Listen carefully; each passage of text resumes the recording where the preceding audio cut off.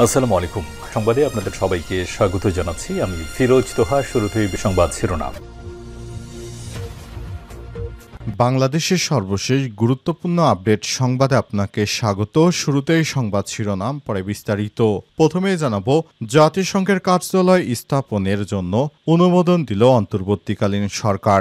জবাবে জাতিসংঘের কার্যালয় স্থাপনের প্রতিবাদে হেফাজতে ইসলামের বিক্ষোভের ডাক। ঢাকায় জাতিসংঘের মানবাধিকার পরিষদের আঞ্চলিক কার্যালয় স্থাপনের সিদ্ধান্তের প্রতিবাদে বিক্ষোভের ডাক দিয়েছে হেফাজতে ইসলাম বাংলাদেশ। কওমি মাদ্রাসা ভিত্তিক আলোচিত সংগঠনটি মনে করছে এটি বাংলাদেশের অভ্যন্তরীণ বিষয়ে সরাসরি হস্তক্ষেপ ও সার্বভৌমত্বে হুমকি। অন্তর্বর্তীকালীন সরকারের এই সিদ্ধান্তের প্রতিবাদে শুক্রবার 11 জুলাই বাদ জুমা জাতীয় মসজিদ বাইতুল মোকাররমের উত্তর গেটে হেফাজতে ইসলাম বাংলাদেশ ঢাকা মহানগরীর উদ্যোগে বিক্ষোভ মিছিল ও প্রতিবাদ সমাবেশ অনুষ্ঠিত হবে। জানাবো, ইসরায়েলের সঙ্গে সৌদির সম্পর্কের আরেক তথ্য ফাঁস।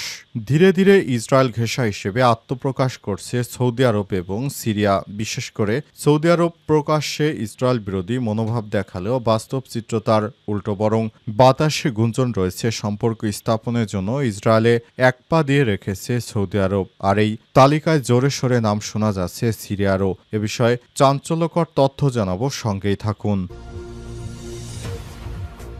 এরপর জানাবো, গাজায় নিহতের সংখ্যা বাড়ছে। ভোর থেকে 63 জন নিরীহ ফিলিস্তিনিকে হত্যা করল ইহুদিবাদী ইসরায়েল। ইসরায়েলি হামলায় আজ গাজা উপত্যকায় নিহতের সংখ্যা বাড়ছে। স্থানীয় স্বাস্থ্য মন্ত্রণালয় জানিয়েছে আজ সকাল থেকে অঞ্চলটিতে কমপক্ষে 63 জন নিরীহ ফিলিস্তিনিকে হত্যা করেছে ইহুদিবাদী ইসরায়েল। স্বাস্থ্য মন্ত্রণালয়ের তথ্য অনুযায়ী গত 24 ঘণ্টায় উপত্যকায় ইসরায়েলি হামলায় কমপক্ষে 82 জন ফিলিস্তিনি নিহত এবং 247 জন আহত হয়েছে। এদিকে ট্রাম্পের চিঠির জবাব দিল ব্রাজিল। আনুপাতিক পাল্টা ব্যবস্থার ঘোষণা প্রেসিডেন্টের।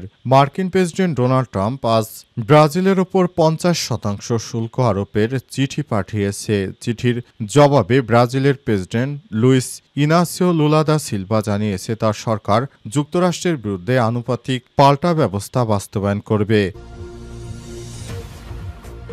এদিকে গণহত্যার দায়ে ইসরায়েলকে অভিযুক্ত করল স্পেন। ফিলিস্তিনের গণহত্যা ঠেকাতে ইউরোপীয় ইউনিয়ন যথেষ্ট কিছু করছে না বলে অভিযোগ করছে স্পেন। একই সঙ্গে গণহত্যার দায়ে সরাসরি ইসরায়েলকে অভিযুক্ত করেছে দেশটি। আজ স্পেনের প্রেসিডেন্ট এবং প্রধানমন্ত্রী পেদ্রো সানচেজ ফিলিস্তিনের গণহত্যা দায়ে সরাসরি ইহুদিবাদী ইসরায়েলকে অভিযুক্ত করেছে।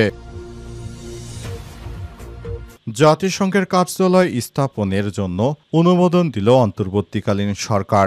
জবাবে জাতিসংঘের কার্যালয় স্থাপনের প্রতিবাদে হেফাজতে ইসলামের বিক্ষোভের ডাক। ঢাকায় জাতিসংঘের মানবাধিকার পরিষদের আঞ্চলিক কার্যালয় স্থাপনের সিদ্ধান্তের প্রতিবাদে বিক্ষোভের ডাক দিয়েছে হেফাজতে ইসলাম বাংলাদেশ। কওমি মাদ্রাসা ভিত্তিক আলোচিত সংগঠনটি মনে করছে এটি বাংলাদেশের অভ্যন্তরীণ বিষয়ে সরাসরি হস্তক্ষেপ ও সার্বভৌমত্বে হুমকি। অন্তর্বর্তীকালীন সরকারের সিদ্ধান্তের প্রতিবাদে শুক্রবার 11 জুলাই বাদ জুমা জাতীয় মসজিদ বাইতুল মোকাররমের উত্তর গেটে হেফাজতে ইসলাম বাংলাদেশ ঢাকা মহানগরীর উদ্যোগে বিক্ষোভ মিছিল ও প্রতিবাদ সমাবেশ অনুষ্ঠিত হবে।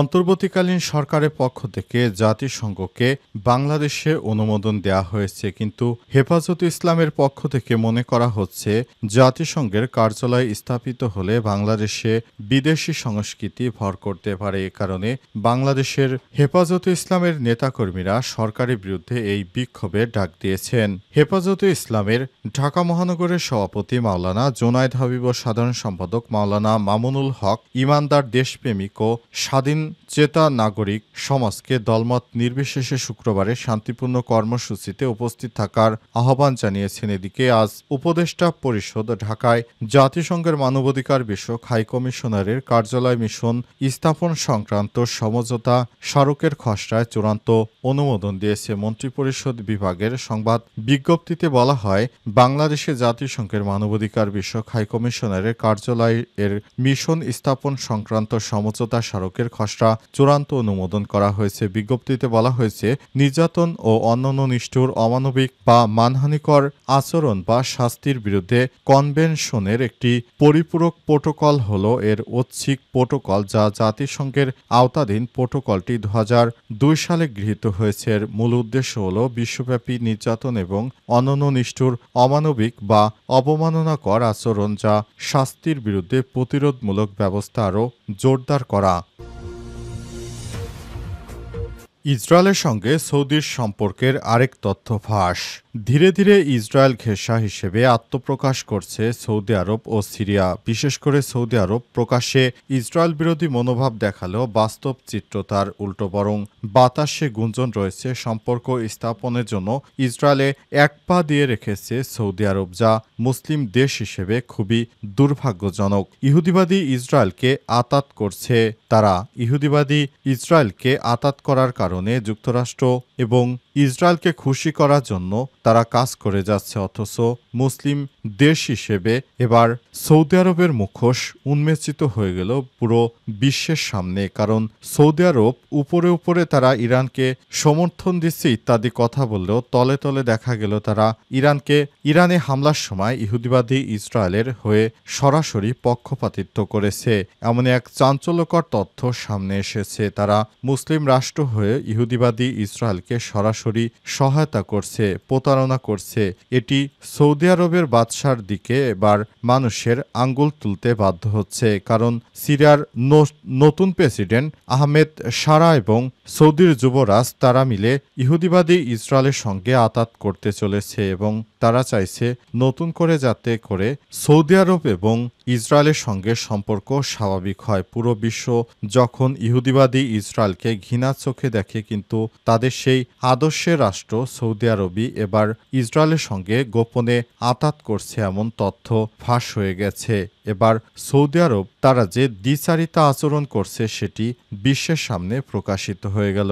ইতিমধ্যেই সৌদি আরবের এক সাংবাদিক এবং সিরিয়ার এক বর্ণাঢ্য ব্যবসায়ী ও রাজনীতিবিদ ইতিমধ্যেই তারা ইসরায়েলে ভ্রমণে গিয়েছেন এবং ইসরায়েলের পার্লামেন্ট নেসেটে গিয়ে ইহুদিবাদী ইসরায়েলের বিভিন্ন কর্মকর্তা ও রাজনীতিবিদদের সঙ্গে আলাপ আলোচনা করেছে। তারা হয়তো শেষ পর্যন্ত ইহুদিবাদী ইসরায়েলের সঙ্গে আতাত করতে চলেছে এবং সেদিকেই পরিস্থিতি গড়াচ্ছে এমনটাই জানা গেল।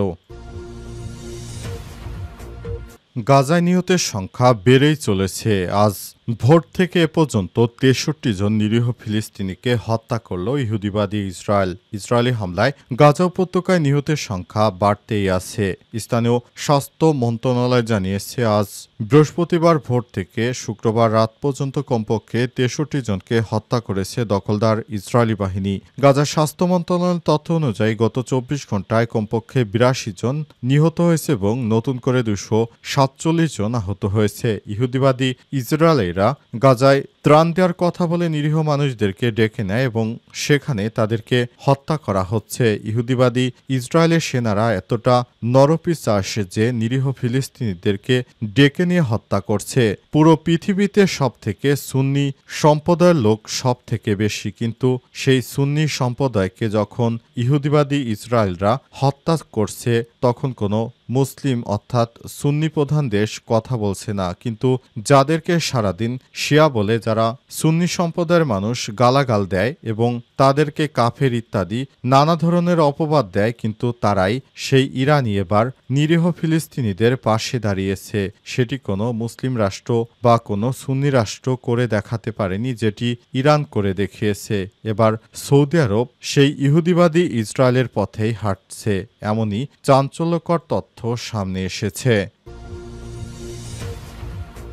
ট্রাম্পের চিঠির জবাব দিল ব্রাজিল। আনুপাতিক পাল্টা ব্যবস্থার ঘোষণা প্রেসিডেন্টের।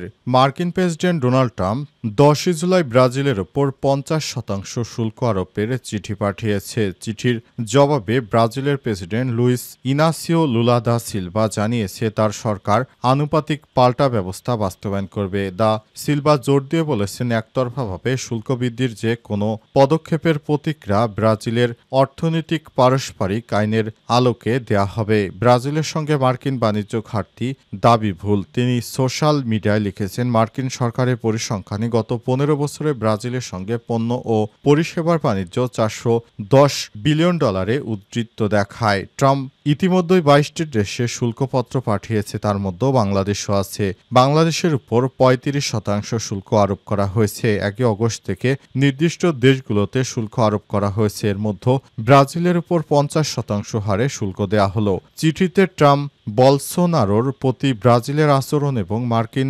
প্ল্যাটফর্মকে লক্ষ্য করে সেন্সরশিপের বিষয়ে সমালোচনা করে এর জবাবে দা সিলভা বলেছেন, ব্রাজিল একটি সার্বভৌম দেশ যার স্বাধীন প্রতিষ্ঠান রয়েছে। তারা কোনো ধরনের অভিভাবকত্ব গ্রহণ করতে পারেনি। এমন কোনো হস্তক্ষেপ বা হুমকি এর অধীনে নয়। এর আগে ট্রাম্প ট্রুথ সোশ্যালে একটি চিঠিতে বলসোনারো বিচারককে আন্তর্জাতিক লজ্জা বলে নিন্দা করেছিলেন। তিনি বলেন, এই বিচার হওয়া উচিত নয়, এটি একটি জাদুকরী শিকার যা অবিলম্বে শেষ হওয়া উচিত। ট্রাম্প বলসোনারোর প্রতি অকুণ্ঠ সমর্থন জানায়। মার্কিন প্ল্যাটফর্মগুলোকে লক্ষ্য করে সেন্সরশিপের অভিযোগ সম্পর্কে ডি সিলভা বলেছেন, ব্রাজিলিয়ান সমাজ ঘৃণ্য বিষয়বস্তু, বর্ণবাদ, শিশু পর্নোগ্রাফি, কেলেঙ্কারি, জালিয়াতি এবং মানবাধিকার ও গণতান্ত্রিক স্বাধীনতার বিরুদ্ধে বক্তৃতা প্রত্যাখ্যান করে।